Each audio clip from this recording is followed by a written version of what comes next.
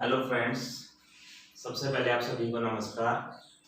मैं अनिल यादव प्रगति क्लासेस के YouTube channel पर आपका फिर से हार्दिक स्वागत करता हूं।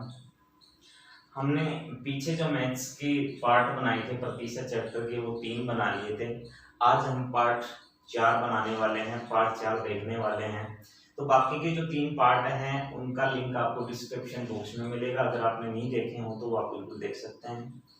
अब हमने देखो पार्ट 3 में जो पीछे तक पढ़ा था उसमें आयतन से रिलेटेड लास्ट टाइम हमने क्वेश्चन किए थे। अब उसके बाद हम आगे बढ़ते हुए चलते हैं। तो आज का जो हमारा क्वेश्चन होगा वो फर्स्ट क्वेश्चन होगा, एक व्यक्ति के वेतन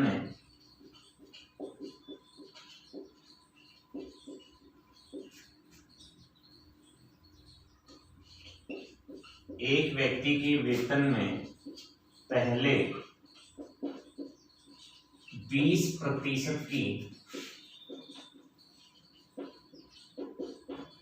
वृद्धि कर दी जाती है और फिर उसमें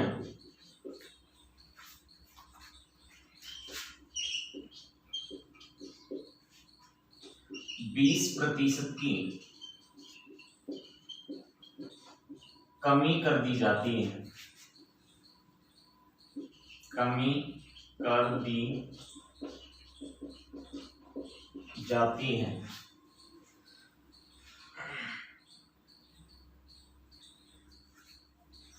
तो कमी और वृद्धि के बाद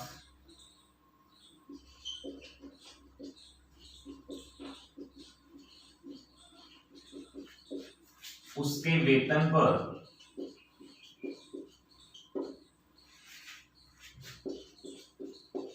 क्या प्रभाव पड़ा। समझना क्वेश्चन, एक व्यक्ति के वेतन में पहले 20% की वृद्धि कर दी जाती है, फिर उसमें 20% की कमी कर दी जाती है। तो कमी और वृद्धि के बाद उसके वेतन पर क्या प्रभाव पड़ा। अब देखो, कल लास्ट टाइम हमने जो आयतन से रिलेटेड क्वेश्चन किए थे, सेम वही उसी टाइप से इस क्वेश्चन को हम सोल्व करेंगे।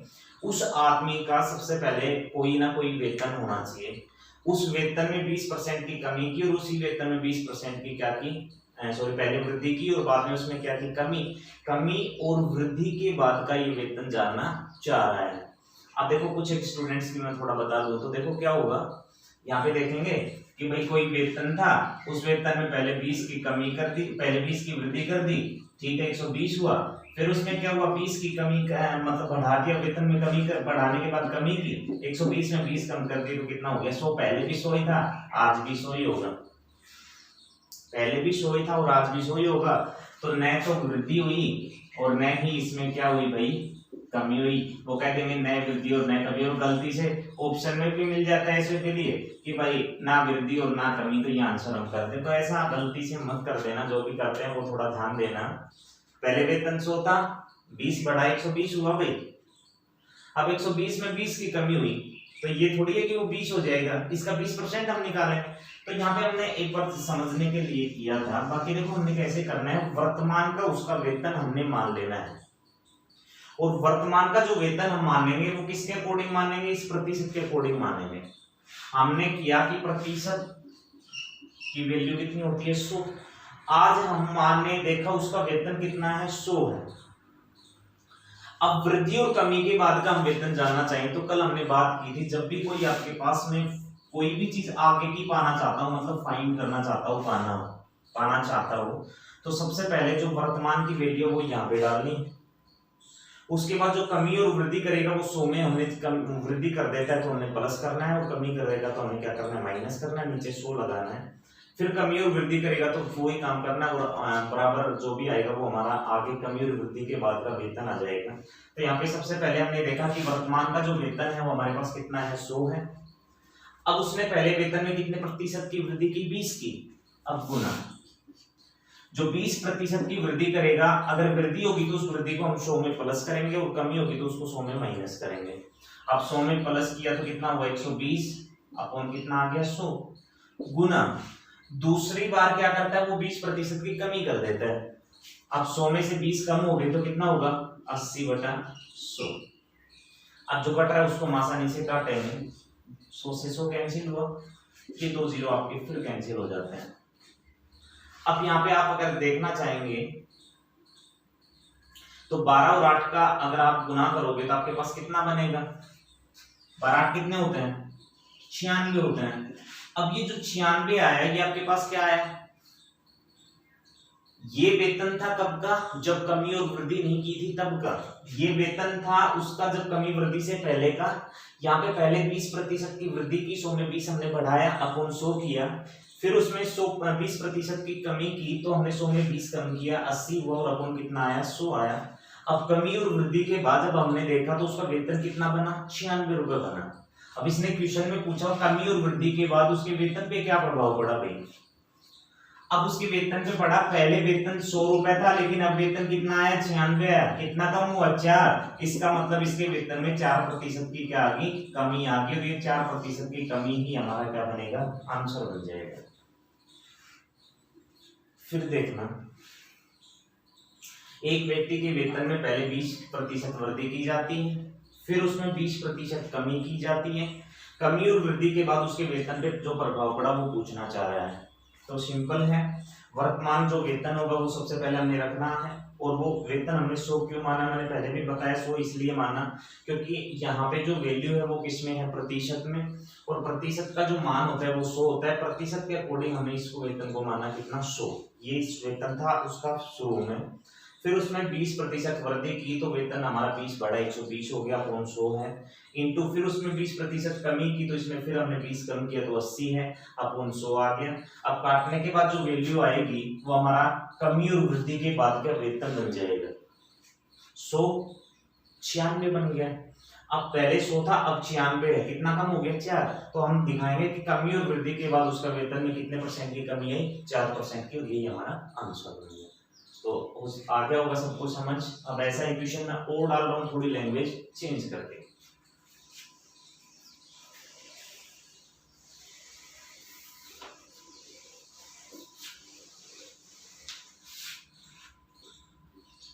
एक वस्तु का मूल्य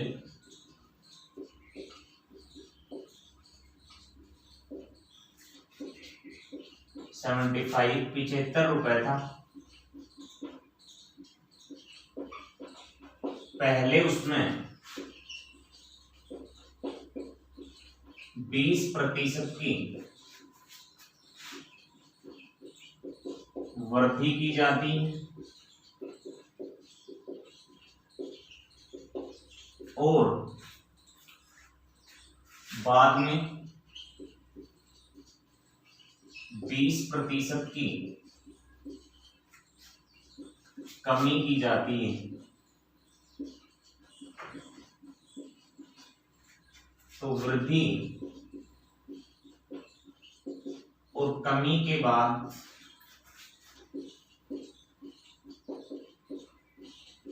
वस्तु का मूल्य ज्ञात कीजिए।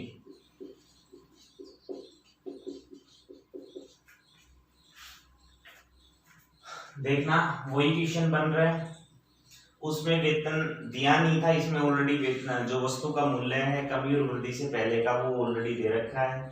हमने वहां पे माना था, यहाँ पे मानने की आवश्यकता में नहीं है क्योंकि हमारे पास ऑलरेडी यहाँ पे फिक्स दिया हुआ है। अब एक वस्तु का मूल्य 75 रुपए था, ठीक है, पहले 75 रुपए था, पहले उसमें 20% वृद्धि की जाती है और बाद में उसमें 20% की कमी की जाती है। तो वृद्धि और कमी के जो बाद में वस्तु का मूल्य है वो ज्ञात कीजिए। सबसे पहले जो हमारे पास मूल्य है सबसे पहले हमें उसको उठा लेना है। तो वर्तमान में जो मूल्य हमारा है वो कितना है, 75 रुपए है, ये 75 रुपए मूल्य था। हमने 75 क्यों लिया, क्योंकि ऑलरेडी इसमें 75 दिया हुआ है। अब देखो कमी और वृद्धि के बाद जाना चाहता है, तो कमी और वृद्धि के बाद जाने का तो हम वही काम करेंगे, पहले इसमें 20% की वृद्धि की गई इनटू जो वृद्धि की गई उसको 100 में हम क्या कर देंगे, बढ़ा देंगे। तो 100 में वृद्धि करेंगे तो कितना होगा, 120/100 गुना बाद में इसमें 20% की कमी की जाती है। अब 20 की कमी करेगा तो 100 में 20 कम कर देंगे तो कितना होगा, 80/100। फिर देख लो, एक वस्तु का मूल्य 75 रुपए था, ठीक है, 75 रुपए है। अब इसने कहा कि वृद्धि और कमी करता है और वृद्धि और कमी के बाद आपको मूल्य बताना है कि आपके पास कितना होगा। तो देखो पहले 20% की वृद्धि की इसने तो 100 में 20 प्लस किया 120 आ गया, नीचे 100 रखना है। आगे उसमें 20% की कमी की तो 100 में 20 हमने कम किया 80/100। अब कमी और वृद्धि के बाद मूल्य जानना चाहता है तो कमी और वृद्धि के बाद जो कट रहा है उसको काट लो, मूल्य आ जाएगी। यहाँ पे हम देखना चाहें तो ये 0 और ये 0 से हमने पूरे 100 को कैंसिल किए, 25 से हमने 3 बार कर दिया कैंसिल, 25 से हमने इसको 4 बार कैंसिल किया, 4 से हमने देखा ये कितनी बार कैंसिल हुआ, 3 बार हो गया। 3 और 3 का 9, 9 8 का गुना कितना हो गया 72। कमी और वृद्धि के बाद जो वस्तु का मूल्य रहा वो कितना रुपए रहा 72 रुपए। ये 72 रुपए आपका क्या हो जाएगा, आंसर आ जाएगा। तो आ गया होगा तो समझ। तो ये जो है कमी और वृद्धि के जो क्वेश्चन है काफी जगह हमें और भी देखने को मिलेंगे। जो वर्तमान में कोई भी वैल्यू दे रखी है वो कमी और वृद्धि के बाद जाना चाहता है तो हमें यही करना है कि 100 प्लस को यहाँ पे डाल देना है। अगर आपके पास माइनस है तो भी उसमें प्लस माइनस करके डाल देना और नीचे कितना डाल देना है 100 डाल देना है, तो सीधा हमारा निकल के आ जाता है। अगले क्वेश्चन पे चलते हैं।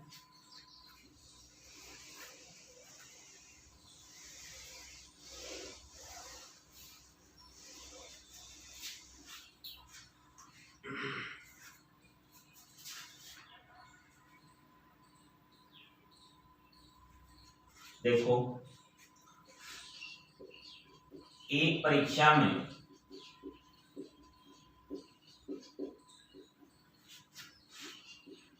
एक विद्यार्थी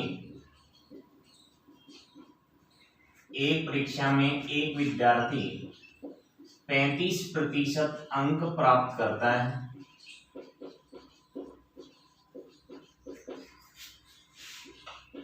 और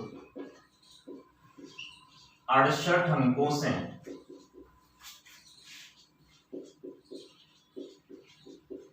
फेल हो जाता है।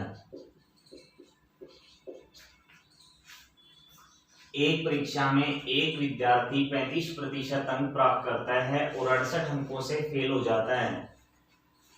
उसी परीक्षा में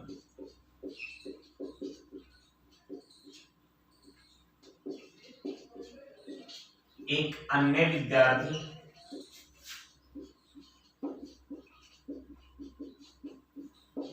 40% अंक प्राप्त करता है और 22 अंकों से पास हो जाता है। एक परीक्षा में एक विद्यार्थी 35% अंक प्राप्त करता है और 68 अंकों से फेल हो जाता है। उसी परीक्षा में एक अन्य विद्यार्थी 40% अंक प्राप्त करता है और 22 अंकों से पास हो जाता है। अब ये तो है क्वेश्चन की लैंग्वेज। यहां से वो 3 तरह के क्वेश्चन पूछता है। मैं यहाँ पे 2 क्वेश्चन पूछता हूँ, 2 क्वेश्चन में डाल देता हूँ, एक क्वेश्चन नेक्स्ट हम करेंगे उसमें डाल देंगे। तो यहाँ पे देखो ये बोलेगा तो क्वेश्चन फर्स्ट है परीक्षा का कुल पूर्णांक ज्ञात कीजिए। पहला क्या हुआ, परीक्षा का कुल पूर्णांक ज्ञात कीजिए। इसी में दूसरा क्वेश्चन पूछेगा वो ऑप्शन परीक्षा में पास होने का अंक ज्ञात कीजिए। ये 2 क्वेश्चन हम यहाँ पे देखते हैं, क्वेश्चन इसका नेक्स्ट में डाल लेंगे। तो यहाँ पे देखो हमारे पास इसने पहले तो लैंग्वेज बना के थी कि एक विद्यार्थी 35% पाता है 68 से फेल होता है। उसी में दूसरा है जो 40% पाता है और 22 से क्या होता है पास होता है। अब इसने कहा तो ये परीक्षा कुल पूर्णांक, इस कुल पूर्णांक का मतलब समझो कि परीक्षा कुल कितने अंकों की लगी थी। दूसरा इस परीक्षा में पास होने का अंक बताओ कितना था। तो यहाँ पे हमें कुछ खास नहीं करना है, आपको सबसे पहले देखना है जो पहले वाला विद्यार्थी था उसने कितने प्रतिशत अंक प्राप्त किए थे 35% जब उसने प्राप्त किए थे तो वो पास नहीं हुआ था। कितने अंकों से फेल हुआ था? 68 अंकों से ये हो गया था क्या? फेल। इसका मतलब पहले जानना, इसका मतलब ये है, मान लो उस परीक्षा में जो 35% अंक है ना वो 200 बनते थे। 35% जो अंक है वो 200 बनते थे। अब उसको 35% मिले कितने? 200, लेकिन वो पास नहीं हो पाया, क्योंकि उसको पास होने के लिए और अंकों की आवश्यकता थी, कितने की? 68 की। अब अगर उसको 268 मिलते तो वो पास होता। इसी तरीके से दूसरा है जिसने कितने लिए? 40%, और वो कितने से पास हो गया? 22 अंक से क्या हो गया? पास हो गया।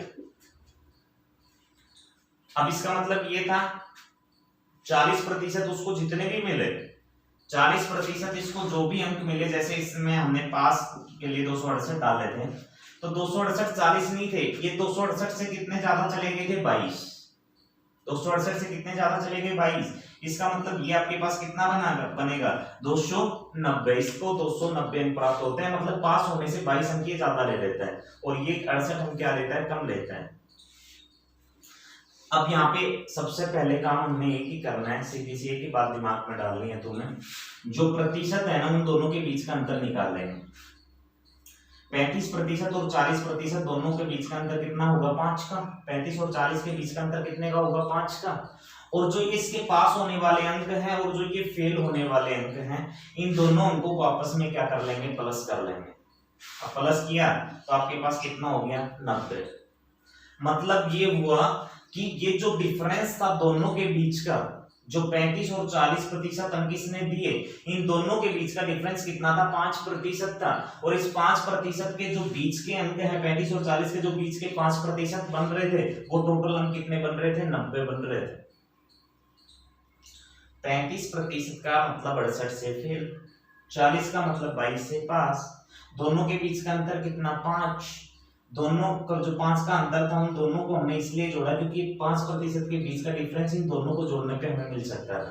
तो 5% का मतलब हमारे पास 90 अंक बनते इस क्वेश्चन में। तो जिसको दिक्कत आती है वो एक चीज दिमाग में डाल लेना कि जो प्रतिशत है उनको तो जो मतलब माइनस कर देना है, और जो अंक है पास फेल उनको क्या कर देना है? प्लस कर देना है।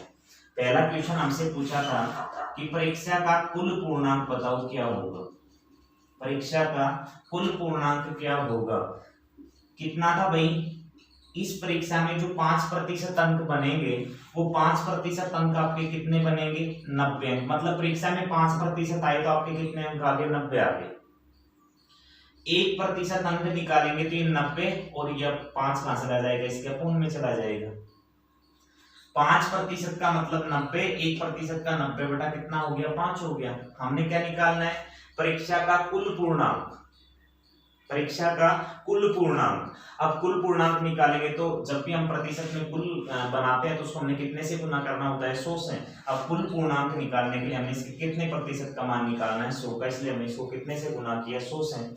5 से काट दिया 18 बार, 18 और 100 का गुना किया तो 1800। ये अंक कितने अंकों की परीक्षा लगी थी? टोटल 1800 अंकों की। मैं फिर रिपीट कर देता हूँ। 35% अंक मिले थे, जो टोटल कितने से हुआ था? 68 से फेल हुआ था। दूसरे को 40 मिलते हैं, वो 22 अंकों से पास हो जाता है। सबसे पहले आपको इन दोनों के बीच का डिफरेंस निकालना है, जो हमारा कितना था? 5 था। उसके बाद इन दोनों को प्लस करना है, जो हमारे पास कितना आ गया? 90 आ गया।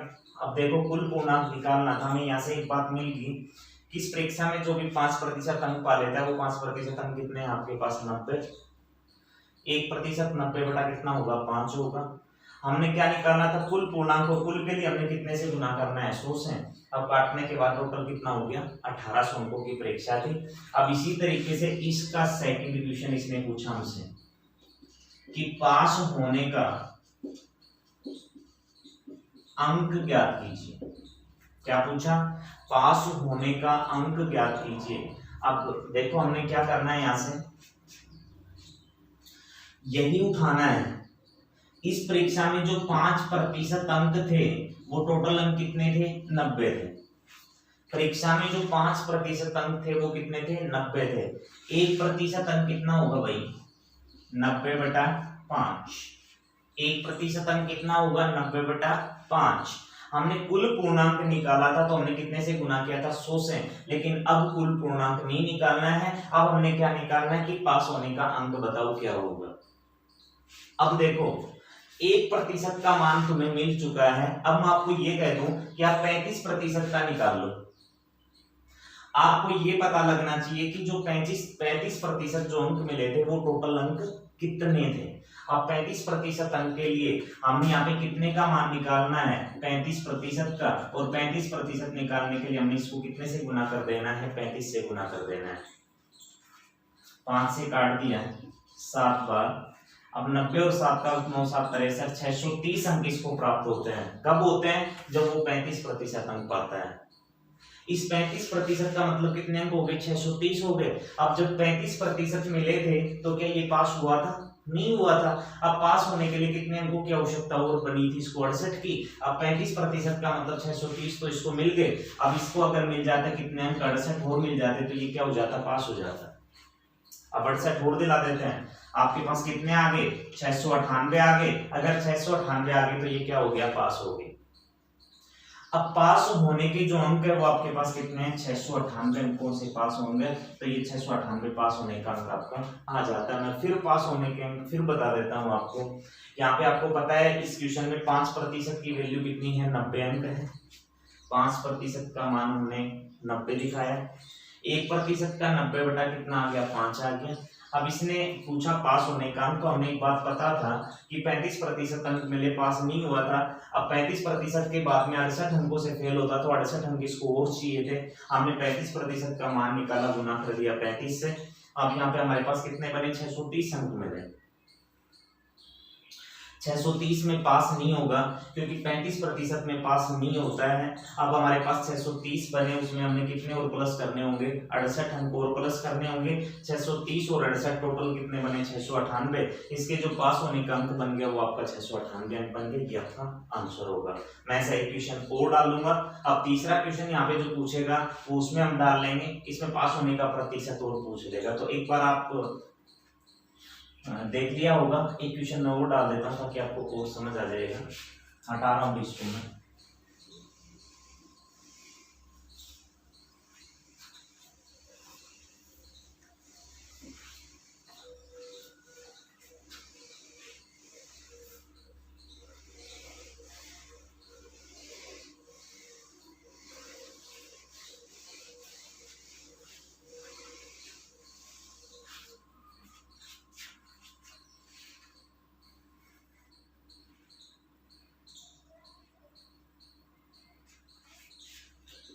एक परीक्षा में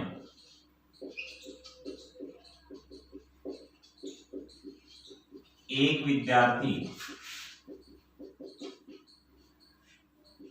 36% अंक प्राप्त करता है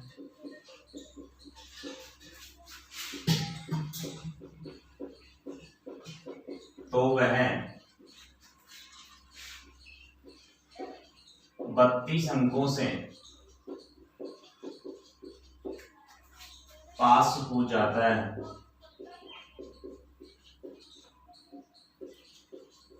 उसी परीक्षा में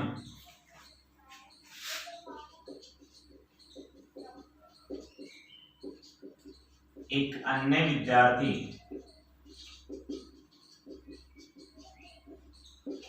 48%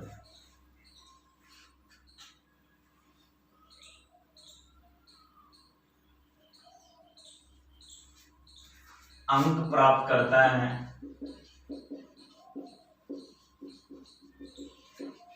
तो वह 64 अंकों से, पहले वाले में भाई थोड़ा सा देखना, ये 32 अंकों से पास नहीं हो रहा, इसको फेल दिखाना है, तब थोड़ी मिस्टेक हो गई लिखने में।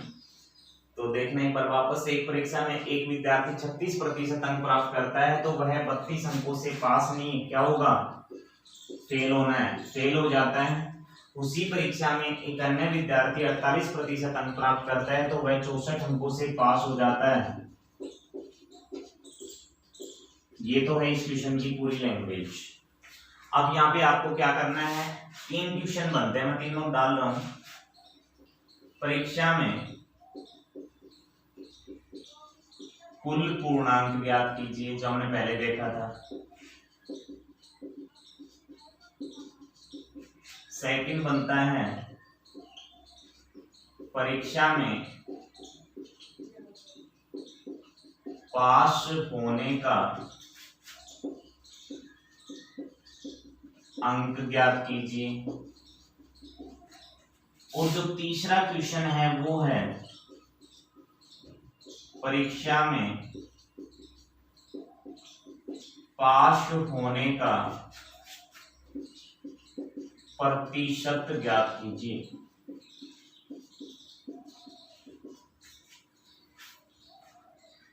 अब कुछ है कि माइंड में ये आ रहा होगा कि इतना लेंथी क्वेश्चन थोड़ी आता है, 3 क्वेश्चन थोड़ी पूछता है। क्वेश्चन की ये लैंग्वेज आपको वहां पे मिलने वाली है, वहां पे मिले ही मिलेगी, लेकिन इन तीनों में से कोई भी एक क्वेश्चन वहां पे आपको देखने को मिल सकता है। बाकी ऑनलाइन एग्जाम्स में कई बार ऐसा भी कर देता है कि एक क्वेश्चन होता है, उस क्वेश्चन से वो 2-3 क्वेश्चंस भी पुट कर लेता है, तो हो सकता है इसमें से आपको वो 2 देखने को भी दे दे। तो आपको इन तीनों में से जो भी मिलेगा आप उसको क्लियर करके चलोगे तो हमें कोई दिक्कत नहीं चाहिए। 1 आई चाहिए, 2 आई चाहिए, 3 आए, बाकी आपके पास में लगभग एक ही आता है, हो सकता है 2 भी ऑनलाइन में वो डाल दे। तो यहाँ पे देखना आप, सबसे पहले अभी हमने देखा था एक परीक्षा में एक विद्यार्थी कितने प्रतिशत पाता है, यहाँ पे डाल देते हैं कितने प्रतिशत पाता है, 36% पाता है। जब वो 36% पाता है तो कितने अंकों से भाई, 32 अंकों से क्या होता है, फेल हो जाता है। दूसरा कितने प्रतिशत, 48%। और कितने अंकों से पास होता है, 64 अंकों से पास हो जाता है। 36% पाता है, 32 से फेल होता है, 48 पाता है, 64 से पास होता है। अब पहला क्वेश्चन यहां से क्या आया था आपके सामने कि कुल पूर्णांक बताओ, कुल पूर्णांक क्या होगा।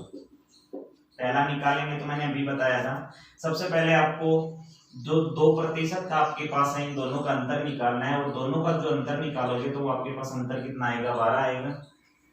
और ये जो अंक है इन दोनों का हमने क्या करने हैं, प्लस करने हैं। अब प्लस करोगे तो ये हमारे पास कितना आएगा, 96 अंक आएगा। मतलब इस क्वेश्चन का 12% का मतलब कितने अंक बनेंगे, 96। बिल्कुल आसानी से हमने बताया 12% का मतलब हमारा होगा 96।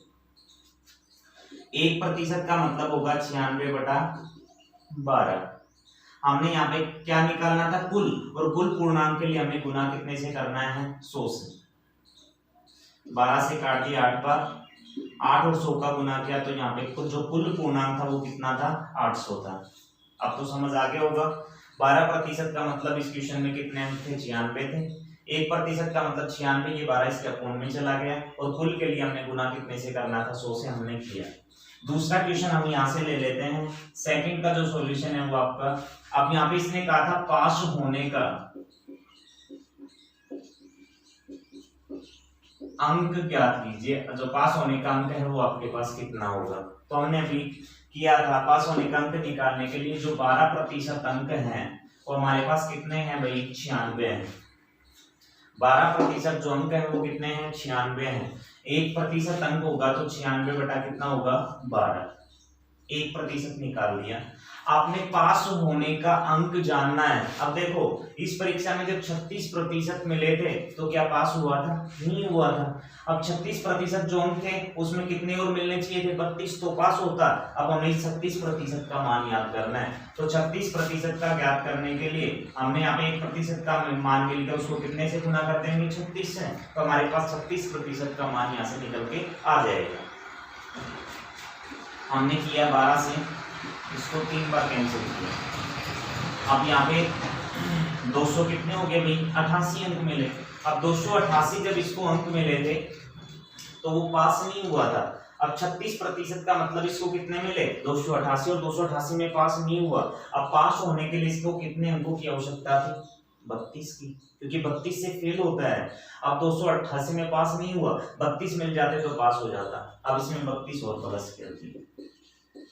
अब कर दिए तो कितने अंकों में पास होने वाला था, 320 अंकों में पास होने वाला था। ठीक है, अब इसका पार्ट थर्ड क्वेश्चन का, ये दोनों समझ आए, उसको मैं फिर रिपीट कर दूं एक बार। 12% अंक थे, वो इस क्वेश्चन के कितने थे, 96 अंक थे। 1% 96 बटा कितना हो गया, 12। हमने निकालना था 36% का, इसलिए गुना 36 से किया तो 12 3 36 हमने काट दिया। यहाँ पे काटने के बाद कितने अंक बने 288। अब 288 में वो पास नहीं हुआ, उसको पास होने के लिए कितने अंकों की आवश्यकता थी 32 की थी, क्योंकि फेल कितने से होता है 32 से होता है। अब 32 हमने जोड़े तो पास 320 में हो गया। तीसरा क्वेश्चन, पास होने का प्रतिशत ज्ञात कीजिए, ये वाला था आपका। अभी अभी हमने क्या निकाला, पास होने का अंक, पास होने का प्रतिशत। अब हम करने को तो ऐसे भी कर सकते हैं, पास होने के लिए 320 अंकों की आवश्यकता थी, ये 320। टोटल कितने अंकों की परीक्षा थी 800 की, हमने अपॉन 800 डाल दिया और गुना कर दिया कितने से 100 से। हमारे पास पास होने का प्रतिशत निकल के आ जाएगा।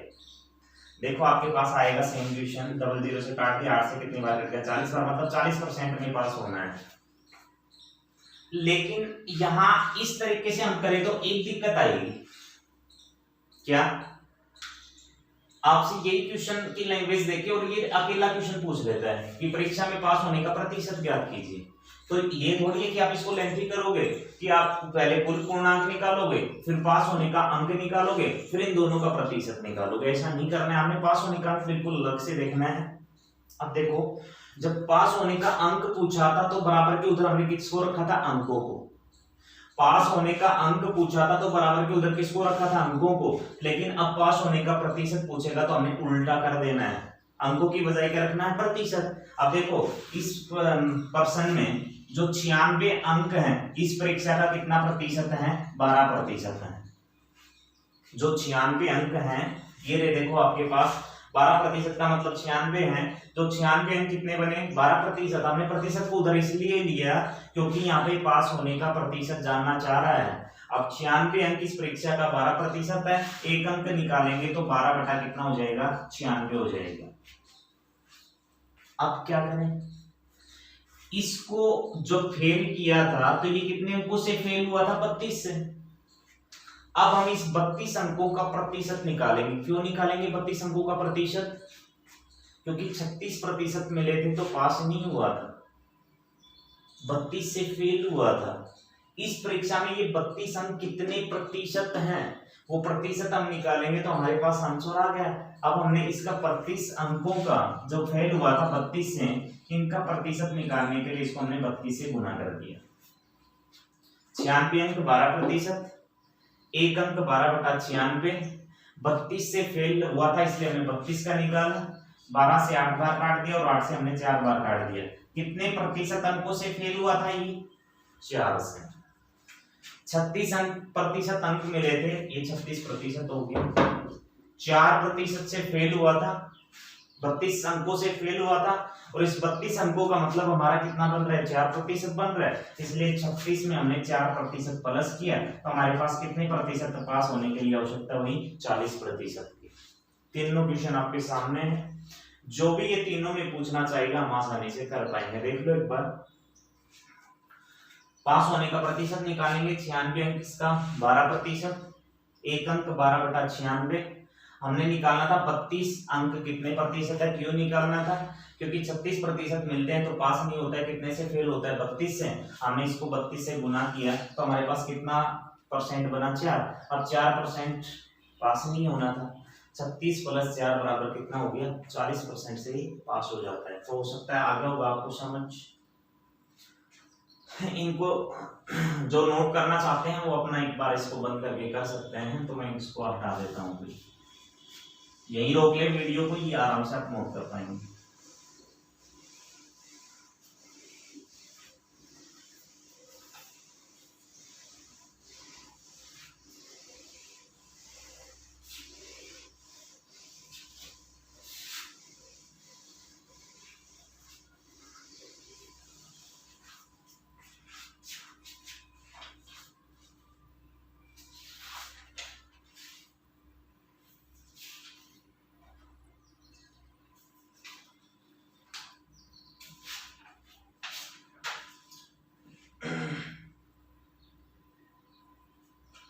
देखो भाई नेक्स्ट क्वेश्चन थोड़ा चेंज कर लेते हैं। 5 लीटर पानी और नमक के मिश्रण में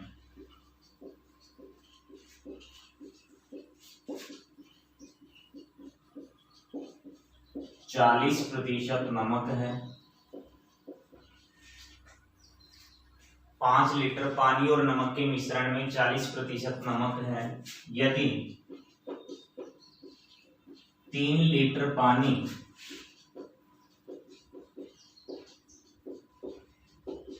इस मिश्रण में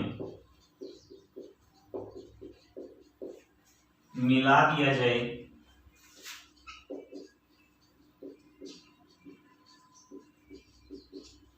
तो नए मिश्रण में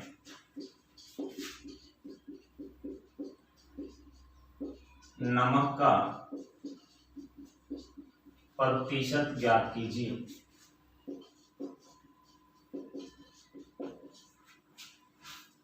क्या क्वेश्चन है? 5 लीटर पानी और नमक के मिश्रण में 40% नमक है। यदि 3 लीटर पानी इस मिश्रण में मिला दिया जाए तो नए मिश्रण में नमक का प्रतिशत ज्ञात कीजिए। देखो टोटल मिश्रण कितना था? 5 था, 2 पार्टों में था। इस 5 लीटर मिश्रण में 2 चीजें मिली हुई थी। एक तो यहाँ पे क्या था? पानी था, और दूसरा यहाँ पे क्या था? नमक था। अब देखो यहां से अगर बात करें तो इस मिश्रण में पहले नमक कितना था? 40%। 40% तो हमारे पास नमक है। अगर 40% नमक है तो आपके पास पानी कितने प्रतिशत है? 60% है। सिंपल है, क्योंकि जो प्रतिशत का मान है वो हमारा टोटल कितना है? 100 है। अब यहाँ पे हमने देखा कि 5 में 40% नमक तो 60% क्या होगा? पानी होगा। हमने दोनों की वैल्यू निकालनी है। तो यहाँ से आप देखो 5 का 60% आप निकालोगे तो 5 गुना 60 बटा कितना करोगे? 100 करोगे। ये आपने कैंसिल किया, 5 से 2 बार, 2 से 3 बार, आपके पास 5 का 60% कितना आया? 3। इसमें कितना पानी था? 3 था। और बाकी का जो बच गया वो 40% आपके पास 2 क्या बच गया? नमक बच गया। देखो हमने क्या किया, 5 लीटर पानी और नमक के मिश्रण में 40% नमक है। 5 लीटर पानी और नमक का मिश्रण था, 2 चीजें यहाँ पे मिली थी, एक नमक था, दूसरा पानी था। जिसमें नमक 40% था तो पानी कितना परसेंट होगा? 60 होगा। 5 का 60% निकाला तो हमारे पास कितना पानी आया? 3। और कितना नमक आया? 2।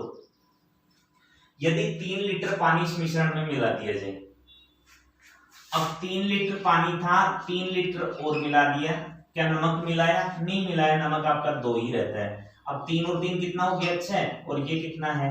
2। पहले मिश्रण 5 था, लेकिन जब आपने पानी मिलाया तो टोटल मिश्रण जाके कितना बन गया? 8 लीटर आपका पास मिश्रण बन गया। कैसे बना 8 लीटर? क्योंकि यहाँ पे 3 लीटर उसने पानी मिलाया। अब इसने कहा नए मिश्रण में नमक का प्रतिशत बताओ। अब नमक का प्रतिशत निकालेंगे तो सबसे पहले आपके पास जो नमक था इस मिश्रण 8 लीटर में मिलाने के बाद में वो कितना था? 2 था। ये आपके पास 2 है। नया मिश्रण 5 है कि 8 है? 8 है, तो 8 है, मतलब नमक 8 में से कितना था? 2 था। अब गुना करेंगे कितने से? इसको प्रतिशत में निकालने के लिए 2 से 100 से 2 से हमने इसको काटा कितनी बार? 4 बार। 4 से 100 को काटा कितनी बार? 25 बार। 3 और 2 आपका आ गया था। 3 लीटर पानी मिलाया, 3 पहले था, 3 मिला दे, टोटल पानी 6 हो गया। 2 आपके पास नमक था, 6 और 2 टोटल नया मिश्रण बना, वो 8 बना। नए मिश्रण में नमक का प्रतिशत निकालेंगे तो नमक आपके पास कितना था? 2 था। टोटल मिश्रण कितना था? 8 था। गुना 100 से किया, काटने के बाद कितना प्रतिशत आपके पास आ गया? नमक 25। कब आया ये? नए मिश्रण में पानी की मिलावट के बाद आ जाता है।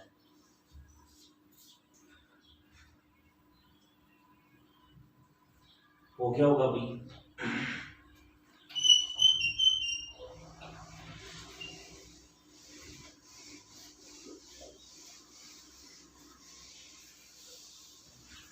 इक्वेशन और देख लेते हैं भैया।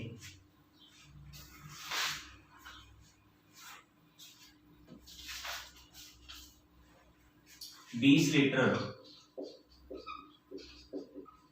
पानी और नमक के मिश्रण में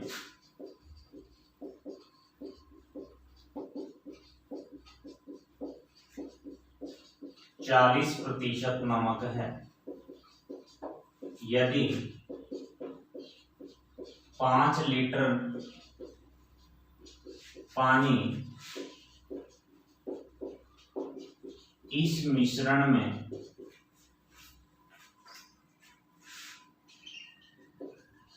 और मिला दिया जाए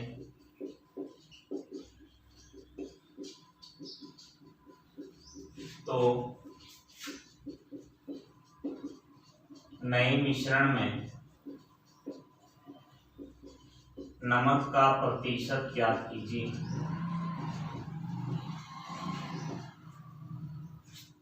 कितना है 20 लीटर, दो है वही वैल्यू, एक तो है नमक और दूसरा है पानी। अब नमक कितना था 40%, तो पानी कितना होगा 60%।